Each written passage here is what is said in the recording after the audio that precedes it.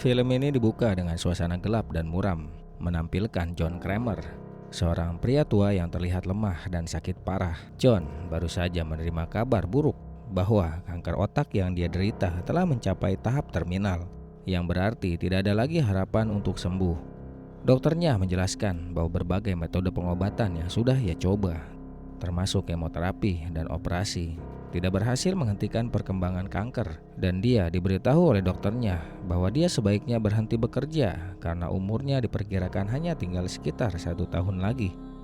Lalu John melihat seorang petugas kebersihan yang diam-diam mengacak-acak barang-barang milik pasien lanjut usia. Nah, dia membayangkan sebuah jebakan untuk si petugas kebersihan itu. 2 selang penyedot dipasang di kedua matanya, sementara alat lain di tangan kanannya terhubung ke jari-jarinya. Untuk menyelamatkan matanya dari tersedot, si petugas harus menghentikan jebakan itu. Namun, setiap gerakan yang dia buat malah mematahkan satu persatu jari tangannya. Sampai pada titik dia terlihat menyerah, kedua matanya tersedot keluar.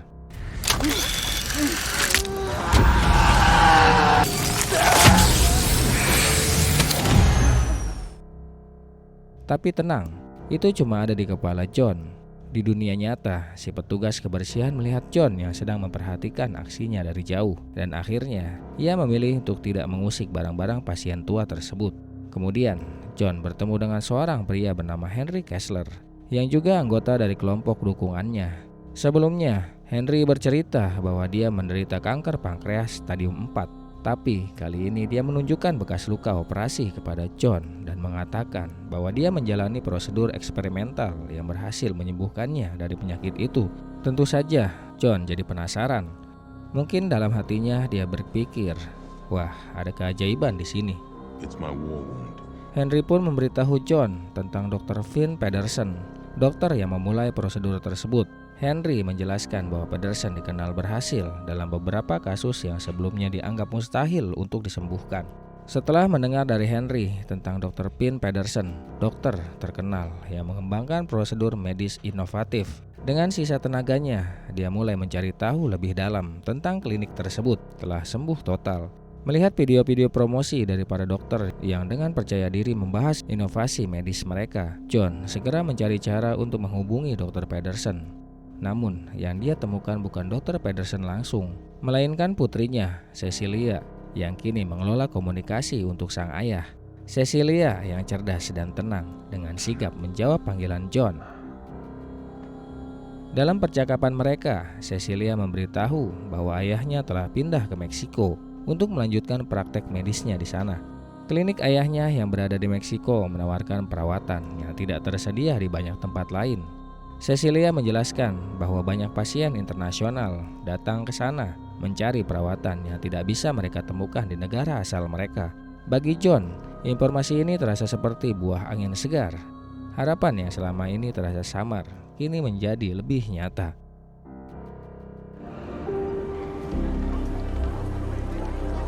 John pergi ke Meksiko dan bertemu dengan seorang sopir taksi bernama Diego. Dalam perjalanan, sebuah van menghentikan taksi dan 2 pria bersenjata keluar lalu memaksa John keluar dari mobil. Bukannya panik, John dengan tenang memberitahu mereka siapa dirinya dan akhirnya mereka membawanya ke klinik yang ternyata berada di sebuah rumah mewah besar. Bukan klinik biasa, tapi lebih mirip kastil rahasia ala film-film thriller. Di sana, John bertemu dengan seorang wanita muda bernama Gabriela yang mengaku telah sembuh berkat perawatan Cecilia. Sepertinya John mulai berpikir, wah, ini benar-benar tempat penyembuhan ajaib. Kemudian John bertemu langsung dengan Cecilia yang dengan senyum ramah menunjukkan proses operasinya. Cecilia juga memperkenalkan John kepada para asistennya, Mateo dan Valentina. John yang selama ini dikenal cerdas dan skeptis, mulai merasakan ada sesuatu yang tidak sepenuhnya beres. Namun, dihadapkan dengan rasa putus asa dan keterbatasan waktu, dia menyingkirkan keraguannya dan memutuskan untuk melanjutkan prosedur tersebut. Malam sebelum operasi, John terbangun di tengah malam dan melihat seorang anak tetangga, Carlos, sedang mencoba memperbaiki sepedanya. Dengan penuh kebaikan, John membantu Carlos dan sikapnya sangat ramah terhadap anak tersebut. Keesokan harinya, John menjalani prosedur operasi yang diklaim oleh Cecilia akan membuatnya bolak-balik antar sadar dan tidak sadar. Proses operasinya tampak berjalan sukses, dan setelah selesai, John memberitahu Cecilia bahwa dia akan memberikan sisa pembayaran nanti. Sambil mungkin dalam hati, John berkata, "Lihat dulu hasilnya, kalau benar sembuh, baru bayar penuh." Sebelum pergi, John mampir ke toko minuman keras untuk membeli sebotol tequila sebagai hadiah terima kasih untuk Gabriela. Tapi ketika dia kembali ke klinik, dia mendapati tempat itu sudah kosong melompong, seperti rumah berhantu di film horor. Klinik mewah itu tiba-tiba berubah jadi tak berpenghuni. John kemudian berjalan ke ruang tempat operasi berlangsung, dan disitulah dia menemukan bukti bahwa seluruh prosedur itu palsu.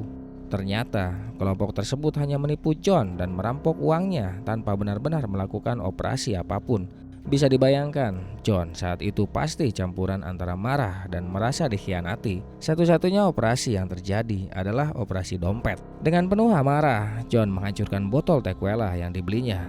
Alih-alih pesta minuman, sekarang malah jadi pesta balas dendam. Dia segera menghubungi salah satu sumber daya yang dimilikinya. John berhasil melacak Diego yang ternyata menyamar sebagai dokter yang berpura-pura melakukan operasi.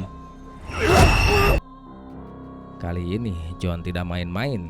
Diego dijebak dalam alat jebakan khas Jigsaw, di mana dia harus memotong 2 bom pipa yang sudah ditanam di kedua lengannya. Pilihannya cuma 2, selamat dengan rasa sakit tak terbayangkan atau meledak berkeping-keping. Dengan sangat terpaksa, Diego mulai mengiris lengannya sendiri, menahan rasa sakit saat dia merobek dagingnya.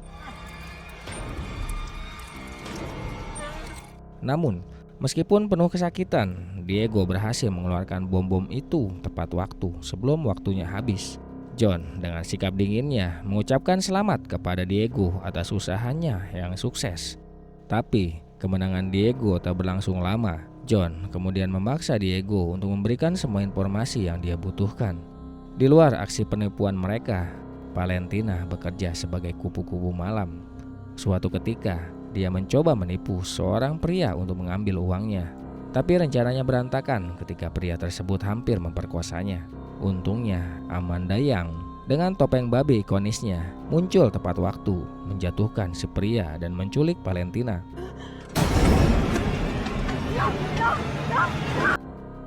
Ini jelas malam yang jauh lebih buruk dari yang Valentina bayangkan. Sementara itu, Gabriela terungkap sebagai pecandu narkoboy dan Matteo adalah pengedarnya. Keduanya juga tidak luput dari nasib buruk.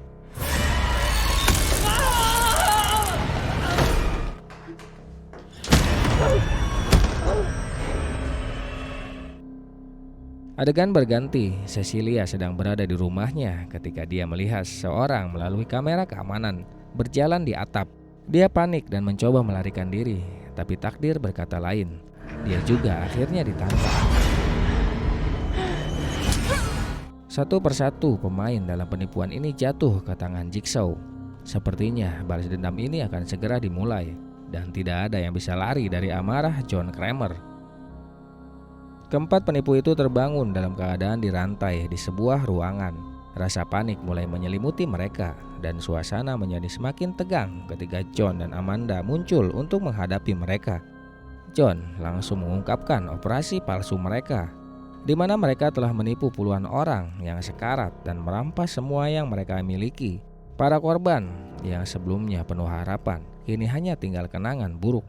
Cecilia dengan naluri penipunya yang terlatih mencoba mencari jalan keluar. Dia berpura-pura berkata bahwa kasus John berbeda, seolah ingin menghindar dari nasib buruk. Tapi John yang sudah kenyang dengan tipu muslihat tak tertipu lagi. Dia tahu Cecilia masih berbohong. Dengan sikap dingin, kemudian John mengumumkan dimulainya permainan. Valentina terperangkap dalam jebakan yang mengerikan. Seutas gergaji kawat berada tepat di depan lehernya, sementara ada kotak berisi gergaji gigli di sampingnya. Dia harus memotong kaki kanannya dan mengeluarkan cukup banyak sumsum tulang untuk membebaskan dirinya. Waktunya hanya 3 menit. Dengan rasa takut yang luar biasa, Valentina mulai memotong kakinya sendiri. Sambil menahan jeritan, dia berhasil memotong kaki dan mulai mengekstrak sumsum tulangnya. Namun, seberapa cepat pun dia bekerja, waktu tak berpihak padanya. Gelas penampung sumsum tidak terisi cukup cepat, dan sebelum waktunya habis, Jebakan itu pun aktif dan Valentina tanpa ampun dipenggal. Ini adalah akhir yang tragis dan brutal yang menegaskan betapa sadisnya permainan Jigsaw. Ketiga penipu yang tersisa memperhatikan ada sebuah ponsel di atas meja di tengah ruangan. Tanpa ragu, Cecilia mengambil tindakan ekstrim. Dia memotong tubuh Valentina yang sudah tak bernyawa dan menarik keluar ususnya. Dengan cara yang mengerikan ini, dia menggunakan usus Valentina sebagai tali untuk menarik meja berisi ponsel itu mendekat ke mereka. Ketika Cecilia berhasil mendapatkan ponsel dan mencoba menelpon untuk meminta bantuan, Amanda yang tak akan membiarkan rencana mereka berjalan mulus langsung menyetrum Cecilia dan merebut ponselnya. Dalam sekejap, harapan kecil untuk kabur itu lenyap. Di luar ruangan, Parker Sears, seorang pasien lain yang sebelumnya pernah bertemu dengan John setelah operasi palsu, datang dengan membawa senjata dan menuntut Cecilia untuk mengembalikan uangnya. Dia benar-benar marah dan putus asa. Namun, sebelum situasi semakin kacau, Amanda dengan cepat menjatuhkan Parker dan merebut senjatanya. Kemudian, John menjelaskan kepada Parker bahwa dia bisa membantu mendapatkan kembali uangnya, asalkan Parker mengikuti aturan permainan mereka. Sepertinya John tidak hanya ingin membalas dendam, tapi juga menawarkan semacam tawaran. Semua harus membayar harga untuk kesalahan mereka. John ingin Gabriela menjadi korban berikutnya. Amanda merasa simpati terhadapnya karena dia juga pernah menjadi pecandu narkoba yang sedang dalam proses pemulihan. Namun, kali ini Matteo yang harus menghadapi permainannya. Karakter ikonik Saw muncul membawa sesuatu. Permainan Matteo sangatlah brutal. Dia harus mengeluarkan materi otak dari kepalanya dan memasukkannya ke dalam sebuah jar berisi enzim. Setelah materi otak tersebut sepenuhnya larut, sebuah kunci akan muncul untuk membebaskannya. Matteo memulai tugasnya dengan memotong kepalanya sendiri, berjuang melawan rasa sakit yang sangat hebat. Namun, seberapa keras dia berusaha, waktu tidak berpihak padanya. Gelas tidak terisi dengan materi otak yang cukup dan sebuah masker menutup kepalanya. Masker itu kemudian mulai membakar Matteo hidup-hidup, mengakhiri perjuangannya dengan cara yang sangat mengerikan. Matteo gagal dalam permainan Jigsaw dan dia membayar harganya dengan nyawanya. Berikutnya, permainan maut Gabriela dimulai. Dia digantung dari langit-langit dengan satu tangan dan satu kakinya. Instruksinya sangat mengerikan. Dia harus menggunakan palu besar untuk mematahkan anggota tubuhnya sendiri guna membebaskan dirinya, atau dia akan dibakar hidup-hidup oleh mesin radiasi yang mengancam. Dengan penuh rasa sakit dan terpaksa, Gabriela mulai memukul tangan dan kakinya dengan palu besar.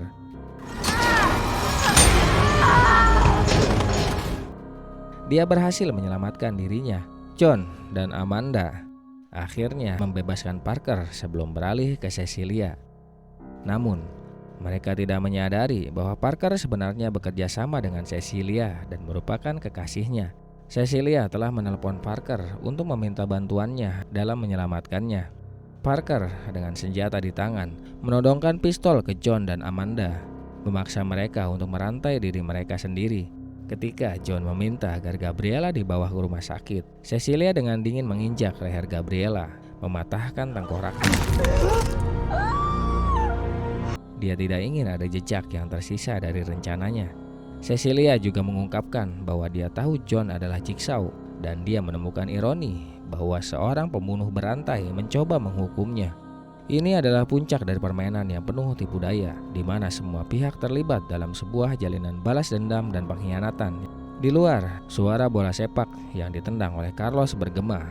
Namun, momen itu dengan cepat berubah ketika Cecilia dengan wajah tanpa emosi membawa Carlos masuk ke dalam ruangan. Tanpa ragu, dia memaksa anak itu duduk di kursi jebakan yang telah dirancang untuk menjeratnya bersama John. Rantai besi membelit tubuh mereka berdua, mengunci mereka dalam posisi yang mengerikan. Beberapa detik kemudian, Cecilia dan Parker tanpa belas kasihan mengaktifkan jebakan yang memicu mekanisme waterboarding dengan darah.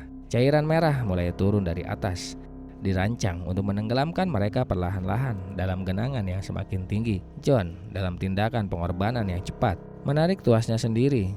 Dengan melakukan ini, dia memastikan bahwa aliran darah akan fokus padanya, memberikan sedikit waktu bagi Carlos untuk bertahan hidup.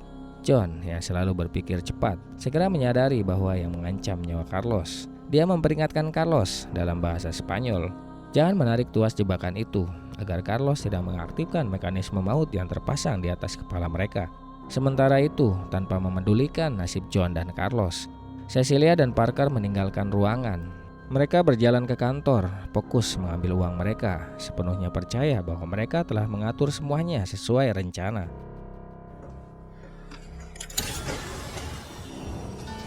Ketika Cecilia menarik tas yang katanya berisi uang, tanpa dia sadari, ternyata tas yang diambil Cecilia berisi dokumen yang menunjukkan penarikan dari rekening-rekening Cecilia.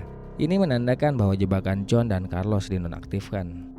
Ada lebih banyak yang harus mereka hadapi sebelum mereka benar-benar bisa melarikan diri dari permainan yang mematikan ini. Adegan kilas balik menunjukkan bahwa John sudah mengetahui sejak awal bahwa Parker terlibat dalam penipuan tersebut. John dan Amanda telah mempersiapkan segala sesuatunya agar Parker muncul dan melakukan apa yang dia lakukan. Saat gas beracun mulai memenuhi ruangan, Cecilia dan Parker terjebak di dalamnya. Mereka berjuang untuk mencari celah agar bisa bernafas. Sementara gas tersebut juga membakar kulit mereka. Dalam situasi putus asa, Cecilia menusuk Parker hingga tewas untuk menyelamatkan dirinya sendiri. Tepat seperti yang sudah diperingatkan John dan Amanda, Cecilia berhasil mengeluarkan kepalanya dari ruangan. John! Meskipun dia selamat dari gas beracun, kemudian John memberikan seluruh uang yang berhasil diambil dari penipuan Cecilia kepada Carlos, menunjukkan bahwa dia masih memiliki sedikit kemanusiaan di tengah balas dendam yang brutal. Saat pagi tiba, John dan Amanda mengantar Carlos keluar, memberikan suasana baru yang segar setelah semua kekacauan. Di tengah kredit film, John dengan bantuan detektif Mark Hoffman berhasil melacak Henry. John menyadari bahwa Henry juga terlibat dalam penipuan tersebut karena bekas luka operasinya yang palsu kini telah hilang. John menghadapi Henry dengan kata-kata yang khas, "Aku ingin bermain permainan," yang mengaktifkan jebakan yang akan memotong perut Henry.